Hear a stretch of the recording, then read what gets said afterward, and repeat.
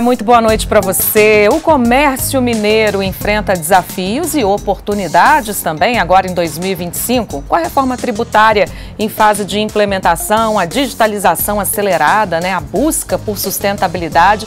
O setor também tem que se adaptar para manter a competitividade. Vamos discutir esse cenário? A gente recebe hoje aqui no Entrevista Coletiva o presidente da FEComércio Minas, Nadim Donato. E além dele, está aqui ao nosso lado o jornalista Murilo Rocha, diretor de jornalismo da Band Minas. Sejam muito bem-vindos. Boa noite, Nadim. Obrigada. Boa noite, Elisângela. Eu que agradeço a presença, estar com você aqui, com o Murilo. Muito obrigado. Muito bem. Vamos começar, Nadim, fazendo uma análise do que foi o ano passado aqui para nós? Sim, nós tivemos um ano de 2024 muito bom. Eu diria que 2024 foi um ano de recuperação ao 2019, foi o antes da Covid, né? O comércio veio se reestruturando, melhorando ano a ano, e 2024, então, foi um ano total de recuperação do comércio, na sua totalidade, porque uns começaram antes, né? O turismo evoluiu demais, a moda ficou um pouco mais parada, depois voltou, então houve vamos dizer, um arranjo completo. Porém, aconteceu uma coisa no final de 2024. Nós tivemos um último trimestre ruim, coisa que não é o correto, comum, porque normalmente outubro, novembro e dezembro são meses bons. E foram meses médios, então ele segurou um pouco o crescimento de 2024. Então, mas de qualquer forma nós crescemos 4,5%, foi um dado muito importante na totalidade das empresas, lógico que umas cresceram mais, outras menos. E nós aí projetamos um 2025 que seria mais ou menos, se repetisse 2024 seria muito bom para a gente. Mas nós temos algumas preocupações, né? Essas preocupações eu poderia dizer que o nível de endividamento, né? O nível de inadimplência que é maior, está chegando quase a 30%. E as pessoas que devem, no momento em que os juros aumentam, é muito difícil de recuperação. Então, assim, 2025 preocupa um pouco. Janeiro já foi um mês médio, também não foi tão bom quanto janeiro de 2024. Então, nós temos uma tendência aí para 25 de tentarmos repetir 24, que seria muito bom. Nadim, falando um pouco desse último trimestre que você falou que já houve uma queda, esse começo de 25, também as pessoas talvez um pouco mais precavidas, gastando menos.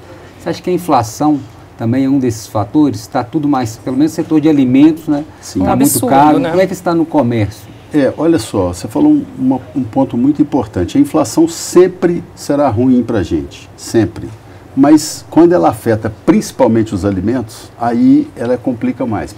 Alimentos e remédios, que são os gêneros de primeira necessidade. Então, a pessoa não vai deixar de comer. Mas ela não consegue comprar uma carne agora porque subiu. Mas ela vai ter que comprar uma carne uma hora porque é necessário até para a vida saudável das pessoas. Então, nós vamos ter um aumento ainda de alimentos projetados para 2025, o que vai impactar mais com o aumento de inflação.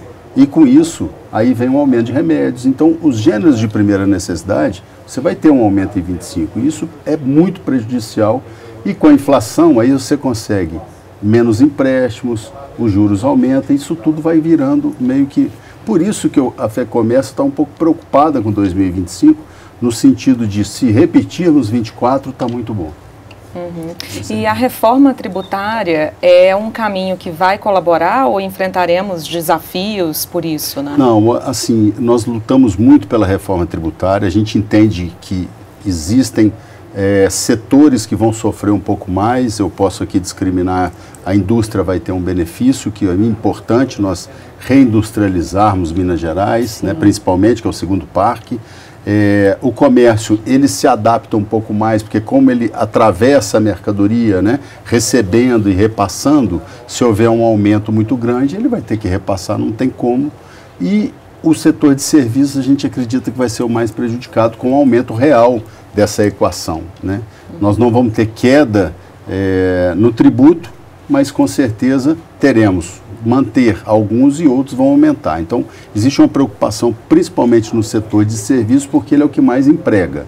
Então, isso é um pouco impactante. Mas, de qualquer forma, Elisângela, para a gente é um ganho, porque é uma loucura o que você tem que estudar. E você deixa de sua empresa para ficar estudando o tributo que você vai pagar, a maneira que você vai pagar. Então, o que é usado em mais de 100 e tantos países vai ser usado no Brasil depois de muitos anos, e a gente acredita que vai dar certo. Agora, nós temos um período de 8 anos para estabelecer esse crescimento, que primeiro vem o imposto IBS, que é o imposto federal, e depois vem o imposto, né, do Estado e do município, que é o IVA, e esse a gente vai ser gradual, né?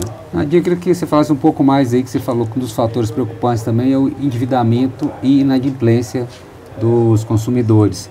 Como é que está esse cenário em Minas Gerais? Tem um perfil, dívida de cartão de crédito? Eu queria que você esmiuçasse um pouco essa questão do endividamento. Isso, Murilo, a maior dívida que a gente acompanha é o cartão de crédito. O cartão de crédito a gente não consegue reduzir as taxas, né? Houve uma redução, mas ela é muito alta, e eles justificam exatamente pelo volume da inadimplência, né? Os bancos justificam. O maior endividamento é com cartão de crédito. Você tem uma coisa muito ruim, que pessoas, até aposentados, emprestam o seu cartão de crédito para outros parentes, e aí a coisa se multiplica. Nós já fizemos um estudo, você numa família de 4 pessoas, quando uma se endivida, ela endivida todo mundo, porque normalmente você usa o salário das 4 pessoas para sobreviver àquela família, né? Viver e sobreviver, enfim. Então, esse endividamento, ele pega muito a classe mais baixa, que é uma classe que consome um poder consumidor médio, né? Esse consumidor, ele não consegue responder por isso que eu falo assim, a inadimplência está alta. Isso é ruim para a gente, porque nós temos uma taxa de juros aumentando. Os bancos não vão emprestar mais nos percentuais antigos. Então isso vai rolando. Você aumenta mais, quer dizer, ele já não conseguia pagar. Ele não vai conseguir pagar em 2025. Então, se nós estamos aproximando de 30% de endividamento, de inadimplência, nós podemos chegar a um número muito difícil, que as pessoas não conseguem restabelecer. Aquele programa do governo federal Desenrola, né? Desenrola. Ele ajudou, mas não foi suficiente também para resolver esse... O que acontece? Vamos pegar o pequeno e médio empresário, ele estava devendo, né? Essa renegociação com os bancos foi muito boa, porque ele realmente pôde, quem devia, por exemplo, 10 mil reais, chegou a pagar 2 mil reais. E para o banco também é bom, porque a pessoa não ia conseguir pagar de maneira alguma, ela está devendo 4, 5 anos.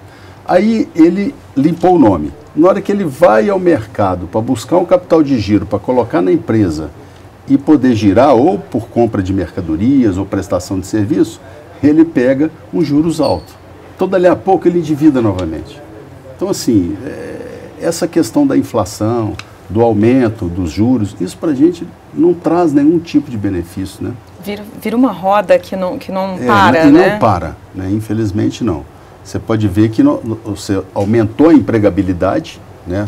Nós estamos quase num país que... em Minas Gerais, então, o emprego aqui é muito menor do que... assim, a empregabilidade é muito boa, perante o país são 5,4, se não me engano. Isso é quase que um pleno emprego. Mas, em contrapartida, você tem essa questão.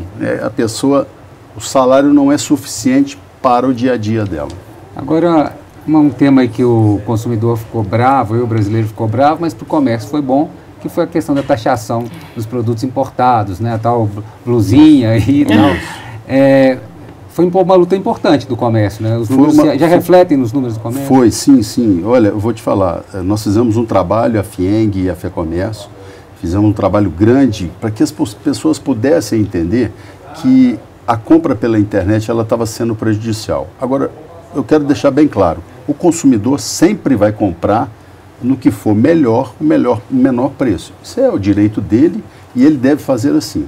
O que nós estávamos entendendo é que o governo não conseguia compreender que todos nós estávamos perdendo. Quando eu falo nós, o comércio estava perdendo porque você comprar pela internet sem pagar imposto, não tem como. Então ele precisava colocar, o ideal que fosse 60% de imposto de importação, igual nós pagamos. Mas aí houve a discussão e o governo resolveu colocar 20%, o que já foi um ganho. Só nesse ganho, nós tivemos 11% de queda para essas compras dos importados. Houve uma redução na compra de sites nesse período, né? E Desses 11%, 40% foi até $50. Então, é uma queda muito grande. Quer dizer, aquela pessoa comprava porque o preço era competitivo, porque não pagava imposto, porque senão teria queda. E outra coisa, quem ganhou foi o governo, porque o governo conseguiu arrecadar 40% a mais, o que deu quase 13 bilhões de impostos a mais em 2024. Tem algum setor que foi mais beneficiado, aqui, pelo menos aqui em Minas? Com essa... Moda. Moda foi mais beneficiado. Nós tivemos, inclusive, as grandes redes, né, que têm um foco muito grande na confecção e confecções com preço mais em conta, elas tiveram um crescimento de 11%. É porque a gente tem muita compra de roupa pela internet. Exatamente, né? Impressionante, né? Por isso que foi chamado de blusinhas, né? Mas não é blusinha, se compra tudo pela internet. E volto a falar, é importante comprar, vai continuar comprando pela internet, não vai diminuir. O que nós queremos é uma equiparação de impostos. Se nós pagamos, todos têm que pagar. E aí, nesse cenário, a digitalização, ela é fundamental, né? Fundamental. Especialmente nesse setor também. Nós estamos conseguindo acompanhar, ainda tem sido desafiador ou não? Tem sido, olha, primeiro, as pequenas e médias empresas, elas não conseguem compor uma venda pela internet nas grandes, numa Amazon ou qualquer outra, porque essas empresas cobram das pequenas e médias empresas 18% de taxa. Então, se ele vai colocar o estoque dele lá para vender, ele paga 18%. Fora isso, ele ainda paga o imposto. Então, ele não consegue entrar. Inviabiliza. Inviabiliza. Então, o que nós temos feito e o que tem crescido são as vendas, que a gente ensina as pequenas e médias empresas a vender pelo WhatsApp, a vender pelo Instagram, né? Fazer vídeos. Então, isso está ajudando demais o pequeno e médio. Mas como você falou, a venda não vai diminuir, ela tende a crescer, a venda online, né? Mas também ela não vai superar as lojas físicas, porque existe aquela coisa de sair, você olhar, experimentar e tal. Ah, Nadim, mas tem gente vai na loja física, olha, tira foto e compra pela internet. Tem, nas minhas lojas eles fazem isso. Mas aí também vem aquele atendimento especial, né, que a pessoa já faz, dá uma explicação sobre o produto. Então, você precisa também investir no seu funcionário. Apostar nas pessoas. Exatamente. Né? E Minas Gerais sai na frente nisso, Minas né? Gerais, nós somos craque nisso. Né? O senhor falou de lojas físicas, né? E você sempre participou muito da vida da cidade, né, Nadim? Eu estou lembrando aqui, até no período da pandemia, você estava ali sempre preocupado com essas questões e tal. Como é que você está vendo essa questão do centro da cidade, que é sempre uma discussão? O centro da cidade, muitas pessoas em situação de rua, centro sujo, abandonado. O prefeito Fuad, antes de se licenciar, né, lançou aquele programa Centro Vivo e tal. Houve alguma melhoria? Ou para o comércio ainda está complicada a questão do centro da cidade? Murilo, o centro da cidade de Belo Horizonte ele está largado, não hoje, há muito tempo. O que aconteceu? Não houve um trabalho do centro. Houveram propostas, mas não houveram efetivamente como essa agora, que pode até acontecer, mas ela não acontece da noite para o dia. Então, o centro da cidade ele precisa de realmente que essas propostas aconteçam, né? Essas pessoas que são moradores de rua, né, é muito difícil. Eu entendo que você não pode pegar a pessoa, tirar dali, e entendo também a questão do vício, né, que nos preocupa, e a gente até com o nosso Sistema S, nós nos propusemos ajudar a pegar essas pessoas, tirá-las da rua, dar um curso, cada um tem uma formação, e elas serem reintroduzidas no mercado de trabalho. Mas não é fácil, você também não pode fazer isso. Então você depende de uma atitude governamental ou de Estado, enfim. E eu queria falar o seguinte, eu acho que Belo Horizonte, assim, e aqui não é uma fala minha para o prefeito atual, para o que vem ou para o que deixou de vir. Belo Horizonte, eu morei em Salvador há cerca de 25 anos atrás. Belo Horizonte era muito mais que Salvador. Hoje Belo Horizonte é muito menos que Salvador. Então, assim, nós precisamos de uma atitude muito forte para o centro da cidade. Você está falando em questão de segurança, trânsito? Estou falando de tudo. O centro está largado, mas isso interfere na parte em que as pessoas se deslocam para trabalhar, que chegam cansadas, as pessoas que transitam e são roubadas, as pessoas... Então, assim, é um todo. A cidade foi simplesmente, sabe, ela não entrou numa modernidade. Eu comparando a Salvador, porque você chega em Salvador, você tem uma ciclovia do lado de um trem metropolitano, que é um sucesso. Aí você chega lá tem um lado cultural, tem um lado, sabe, assim, que foi valorizado. E não estou querendo ficou parada fazer no tempo, né? Ficou parada. Então, assim, qual que é o centro de 25 anos atrás? Eu sei porque eu trabalhei minha vida inteira no centro. Né? Minha última empresa estava no Cine Brasil, na Praça 7. Então, assim, eu comecei com 16 anos de idade na Rua Espírito Santo, com Tupis. Então, assim, nós precisamos de uma atitude forte, mas não é só da prefeitura. Precisamos de pessoas que invistam no centro, acreditem no centro. Nós vamos fazer agora, fizemos uma reforma de 60 milhões no SESC, que é na Tupinambás. Vamos fazer uma reforma agora no SENAC, para somente estruturas de estudo, novo restaurante, etc. Vamos gastar 70 milhões na Rua Tupinambás. E a Federação do Comércio também com a reforma lá. Então, nós estamos investindo. É importante que as pessoas que possuem propriedade também invistam. E o poder público faça a sua parte. Prédios abandonados que podem ser revitalizados. Exatamente. E tem precisam muitos, ser revitalizados, né? Muitos. Com certeza. Bom, daqui a pouquinho a gente vai continuar com essa conversa. Espera a gente aí. Nós voltamos já já, ainda com o presidente da FEComércio Minas, Nadim Donato.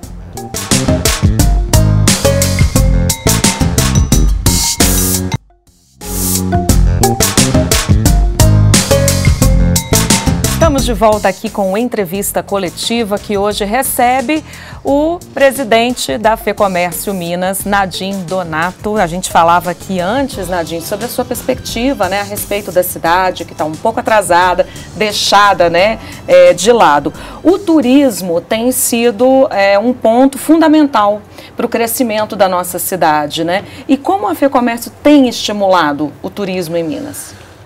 Logo quando nós entramos na presidência da FEComércio, há cerca de 2 anos e meio atrás, nós invertemos um pouco o pensamento da FEComércio, uma atitude de mudança cultural.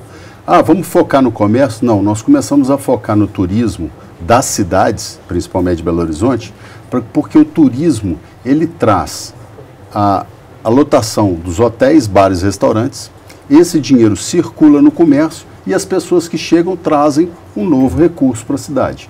Seja em Belo Horizonte, seja no interior. Então, a Federação do Comércio começou a dar um foco muito grande a isso. Um deles foi, há 2 anos atrás, nós apoiamos o Carnaval de Belo Horizonte, que o Carnaval de Belo Horizonte tem 2 características que são, assim, únicas nossas. E se criou não de uma pessoa. Primeiro, o Carnaval de Belo Horizonte não tem dono. Ele é feito de 500 blocos, cerca de 500 blocos. Segunda situação, ele acontece em toda Belo Horizonte. Olha que legal. Todos os pontos, então, né? Isso para a gente é super democrático, todos aproveitam. O ano passado nós treinamos, a SENAC treinou 3.000 ambulantes para ensiná-los a condicionamento, comprar, vender, fazer promoção. E no curso eles recebiam um kit. Enfim, nós entendemos que se trouxermos para Belo Horizonte ou para qualquer cidade do interior, a gente tem levado a FEComércio na rua, que é um evento com show, com liquidação do comércio, enfim, a gente está trazendo esse público. Então, é importante que se invista no turismo. Vamos trazer os grandes shows. Por que Belo Horizonte não tem os grandes shows? Tudo que puder trazer de grande para a cidade é trazê-la de volta para esse movimento, né? Agora você falou uma coisa curiosa, que o carnaval é bom para o comércio, mesmo o comércio ficando fechado durante o carnaval. Exatamente. É isso mesmo? Nós temos esse problema, né? Belo Horizonte, como era uma cidade que ela era uma cidade ótima para descansar no carnaval, porque não tinha nada, os comerciários sempre tiveram uma folga para poder emendar um domingo, segunda, terça e retornar na quarta. Então, nas convenções coletivas de trabalho, nós não conseguimos retornar a abertura no carnaval. E com isso o comércio fica fechado. Mas, de qualquer forma, o dinheiro que circula no carnaval, ele circula depois no comércio. Então, é excelente para o comércio. E o carnaval acaba começando um pouco antes também, né? Já aquece o comércio antes também. Antes, e tem gente que estende um pouquinho, que ainda tem no outro final de semana. Nós estamos ficando igual a Bahia. É, né? Verdade, aqui não para, né? Agora, Nadim, a relação, né, comercial entre Brasil e Estados Unidos, qual é a sua análise nesse momento? E o impacto aqui para o nosso estado, né? Eu acho que a gente não pode desmerecer um país como Estados Unidos no seguinte sentido, que ele é um líder mundial, assim como eu entendo que a China ela já dominou o mundo economicamente, também não podemos ignorar isso. E eu acho que o Brasil precisa ter uma relação. Eu teve uma parte da minha vida que eu fui militar. E como militar, o Brasil não é um país agressor, ao contrário, ele é um país que respeita muito os outros países. E eu acho que nós devemos ter essa atitude. Vamos respeitar a China naquilo que é importante, porque precisamos da China para negociação, e vamos respeitar os Estados Unidos naquilo que é importante, porque precisamos dele para negociação. Assim como queremos desenvolver o Mercosul, porque o Brasil é importante no Mercosul. Então, eu acho que sim, nós temos que fazer o nosso trabalho de bons comerciantes, de bons políticos, né, para que você possa ter uma boa relação e isso trazer benefício, tanto para o Estado quanto para o país. Né? Agora, Nadim, parece que tem uma novidade boa aí. A gente estava conversando antes, eu perguntei sobre a questão do restaurante do Sesc Senac, né, famoso ali no centro, acho que era na Rua Tupinambás. Isso, né? Exato. E ele ficou fechado por um tempo, mas parece que tem novidades aí, inclusive ampliando, né, uma outra unidade também. Ô Murilo, o Senac, quando eu entrei, ele estava sem hotel, sem restaurante, e nós recuperamos o Grogotó, que foi um dos hotéis Barbacena. Em Barbacena, e lá, além da hotelaria, tem a gastronomia, tem os cursos. Aí recuperamos depois a pousada de Tiradentes, também festival gastronômico. Começamos a investir nesse setor de gastronomia, fazendo vários jantares na Itália. Agora, esse mês eu estou indo para Portugal fazer um jantar em Portugal, onde são eleitos os 10 melhores vinhos de Portugal. E nós começamos a dinamizar a gastronomia mineira, porque ela é fundamental e tem a ver com turismo, tem a ver com isso tudo. E aí, como nós não tínhamos restaurante, né, e fechou ali para a reforma, agora temos uma ótima notícia que o nosso primeiro restaurante escola será aberto aonde era o Vecchio Sonho na Assembleia Legislativa. Vamos inaugurar esse ano, já tivemos um acordo com o presidente Tadeuzinho, que ele entendeu e estamos fazendo a duas mãos. Ele está preparando o ambiente, nós entraremos com equipamento e recurso humano, faremos um almoço aberto ao público e depois cursos e aulas até a noite. Então, assim, aí a gente começa a recuperar e colocar o profissional no mercado. Seja ele o garçom, o cozinheiro, o cumim, hoje tem o barista, o coqueteleiro, que virou moda, o coquetel. Então nós temos todos esses cursos, e volto a falar, gratuitos. E nós vamos abrir esse restaurante. E futuramente na Tupinambás, onde existia o restaurante, depois da reforma também nós vamos ter um restaurante lá. O Sistema S sempre, historicamente no Brasil, sempre foi muito forte nessa área de cursos, né, de aprendizado. E você estava falando, inclusive, que vocês fazem um auxílio para a pessoa que quer começar um empreendimento na área digital, né? Fazem curso para fazer vídeo, enfim. Isso. Vocês já estão trabalhando com a inteligência artificial? Isso já está presente na vida do comércio? Não. A inteligência artificial hoje, ela tá prevista em algumas grandes redes. Por exemplo, nós temos algumas pessoas que vão trabalhar num depósito, eu estou falando grandes armazéns. Ela usa a inteligência artificial para reduzir o horário de trabalho dele e aumentar a produtividade. Então, você vai sair dessa gôndola, vai para aquela ali, porque esse produto, quer dizer, isso tudo na inteligência artificial. Mas são grandes redes, né? A inteligência artificial ainda não está em 90 e tantos % do comércio. O que nós estamos tentando fazer é trazer um pouco desse conhecimento para que essas pessoas possam utilizar isso. Mas eu falo para você, ainda está muito incipiente, né? Porque você vai trazer, nós vamos ter agora o Inova Varejo, nós vamos trazer conhecimento, vamos trazer as pessoas que mais entendem de inteligência artificial, inclusive de fora, né, ela acontece em outubro, mas só que ainda é um pouco inacessível ao pequeno e médio. Então nós estamos tentando entender... Outras coisas prioritárias ali, né, outros cursos mais exato. Urgentes. Né? Eu vou te dar um exemplo. Toda vez que a gente vai viajar e vai para um hotel, você tem que fazer a ficha, assinar. Isso não existe mais. Você faz tudo pelo seu celular hoje. Então nós estamos tentando ter um sistema em que o hotel, você vai chegando, já fez o check-in, só pegou a chave e vai embora. Vai para o seu quarto, para não enfrentar a fila. E o check-out é a mesma coisa. Então, quer dizer, se você vai colocar inteligência artificial ali, se você ainda nem teve essa... Né? Não estou falando que uma coisa não possa vir junto com a outra. mas eu falo que nós temos um atraso ainda tecnológico em alguns setores e a gente precisa desenvolver. Mas o avanço tecnológico, por outro lado, como esse exemplo do hotel ou dos supermercados, onde a pessoa passa a sua própria compra, né, gera uma preocupação também em muitas pessoas de diminuição dos empregos. Isso. Então, qual a sua avaliação? Não, eu acho que a tecnologia, quanto mais ela evolui, ela reduz o emprego. Ela qualifica o empregado, porque ele trabalha com um valor de salário muito maior e muito mais qualificado. Então, ela reduz o número de funcionários, mas o qualifica. Agora, quando essa turma vai para onde? Então, vamos pegar um pouquinho da história. Antes, o homem estava no campo. Ele migrou para a indústria. A indústria juntou a tecnologia, ele migrou para o comércio. O comércio, ele jamais poderá abrir mão de obra. Pode reduzir? Pode. Mas ele não pode abrir mão da mão de obra qualificada e de conhecimento técnico, é ela que vai fazer a diferença na loja física, né? Não na loja virtual. E essa parte migrou para onde? Para serviços. Serviço não tem jeito, você pode pôr a tecnologia que for, mas você precisa ter esse contato imediato. Então hoje a centralização do trabalho e da mão de obra está em serviços. Grande parte no comércio, mas a maior parte em serviço. Mas eu volto a falar, nos preocupa porque com a reforma tributária você vai tributar quem emprega mais e isso nos preocupa. Nadinho, queria que você desse alguns números do sistema aqui em Minas Gerais, né? Que muita gente acha FEComércio, acha que é só, não entende muito bem, mas tem o SESC, tem o SENAC, como a gente está falando aqui, vocês têm hotéis, tem restaurantes, tem clubes, né? Qual que é a extensão desse sistema aqui em Minas Gerais? Olha, a FEComércio são 3 casas, né? A FEComércio, ela trabalha 100% para o empresário, o tempo inteiro preocupada com o empresário, desenvolvimento, aí ela tem os 2 braços sociais, que é o SESC e o SENAC, que a gente chama de Sistema S.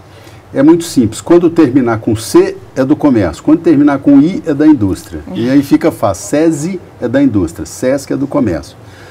O SESC, ele é a parte de lazer, cultura, esporte, desenvolvimento, tem também o ensino básico e ele atua exatamente nisso, muito desenvolvimento das pessoas, a qualidade de vida, a saúde, programas odontológicos, oftalmológicos, nós temos carretas, nós temos unidades para isso. No estado inteiro, tá? O estado inteiro, são 42 unidades físicas e mais 12 unidades móveis, porque Minas Gerais é muito grande, a gente chega nas cidades que não tem a unidade física, mas também nós conseguimos atender aí um público muito grande com isso.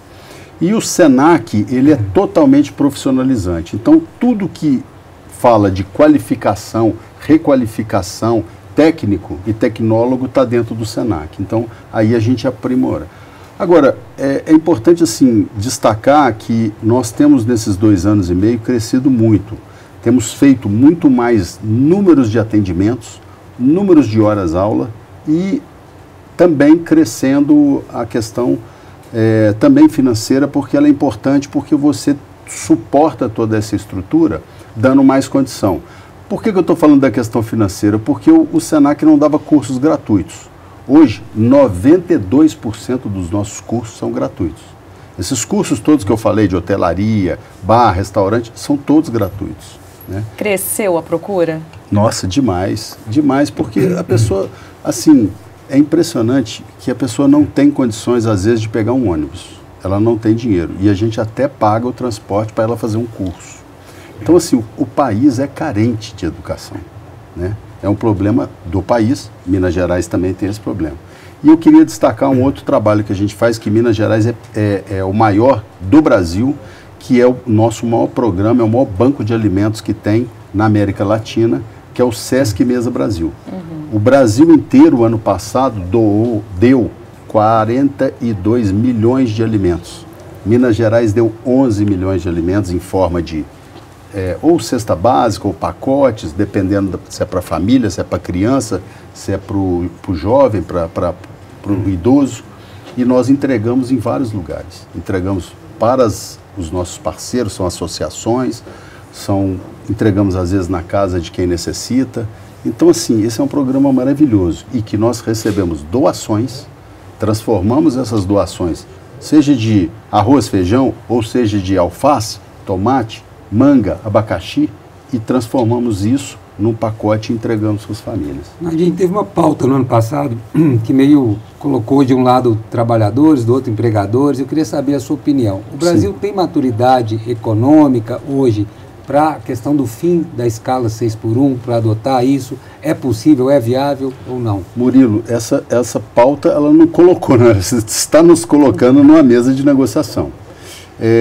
A escala 6x1 ela é importante para o pequeno e médio empresário, porque você trabalha de segunda até sábado, sábado fechou 1h da tarde, deram as 44 horas e você descansa domingo. Teoricamente, que algumas abrem domingo, mas de qualquer forma, se for trabalhar domingo, tem que ter o descanso anterior, né? A gente tem que discutir sobre isso, porque isso está vindo de uma maneira tão forte. Primeiro, 4x3 é impossível. O país quebra, para, não tem como. Vamos reduzir a carga de trabalho? Vai reduzir? E qual que é a substituição disso? Então, eu vou te dar um exemplo. A pequena empresa, ela tem entre 3 e 5 funcionários. Se você reduzir um dia de trabalho, você vai ter que aumentar a escala de trabalho. Se você aumentar a escala de trabalho, não é de 1, de 2 funcionários, porque são 2 saindo, não é 1 de cada vez, né? Você aumenta em 2 funcionários. E aí? Ele vai suportar com... Não é o salário do funcionário, o cara é o que você paga a mais do salário que vai para o governo e não Todos os encargos, volta. Né? Os encargos. Então, ele não tem condições de mais 2 contratações. Se ele tem 4 funcionários, ele não tem como ter 6. Então, é uma coisa assim, que a gente entende que é impraticável nos dias de hoje. Vamos conversar sobre o assunto? Vamos. Agora, quem vai reduzir? É só o empresário ou vai haver uma redução de carga tributária para que o empresário possa manter mais 2 empregados? Excelente, vamos discutir isso. Mas não é o governo empurrar para a gente. Vamos colocar os trabalhadores, os proprietários e o governo numa mesa. Porque senão também há um achatamento salarial, né? Vai começar a ocorrer isso. Exatamente, lógico. Não, e outra coisa, a pessoa vai vender menos, porque ele não vai contratar, vai funcionar com menos funcionários, e menos funcionários é menos atendimento. Então, a saída, pelo que estou entendendo, né, é o governo estar mais atento e aberto. O governo não pode propor um negócio que ele não vai fazer parte, né? Você pega um funcionário, por exemplo, de R$1.000, no final você paga 1.800, 1.850, em algumas posições até R$2.000. Então, veja bem, o funcionário não sai com R$2.000 ou com 1.800, ele sai com menos de 1.000. Sim. Onde que está esse dinheiro? Para onde foi no retorno para ele? Porque nós estamos pagando. Eu não estou pedindo retorno para o empresário. Cadê o retorno para a pessoa que trabalhou, exatamente. Né? Aí ele tem que pagar um plano de saúde, ele tem que pagar. E aí? Então, a gente começou o programa falando do ano passado. Eu queria que você falasse aí, para a gente ir terminando, já encaminhando para o final, você falasse um pouco da questão de 2025. Você já falou um pouquinho, mas a projeção. Sim. Há uma luz no fim do túnel, uma expectativa positiva? Não. Nós trabalhamos o seguinte: se existe uma tendência de aumento de juros, se existe uma tendência de aumento de inadimplência, e isso vai atrapalhar o comércio, aí é o nosso papel. O que a FEComércio, o SESC e o SENAC vão fazer para melhorar? Então, nós temos que trazer mais cursos, nós temos que trazer ideias. Então, isso para a gente é fundamental. É isso. Nadim, muito obrigada pela participação aqui com a gente. Murilo, obrigado. Você que esteve aqui com a gente também, muito obrigada pela audiência. Até o próximo Entrevista Coletiva.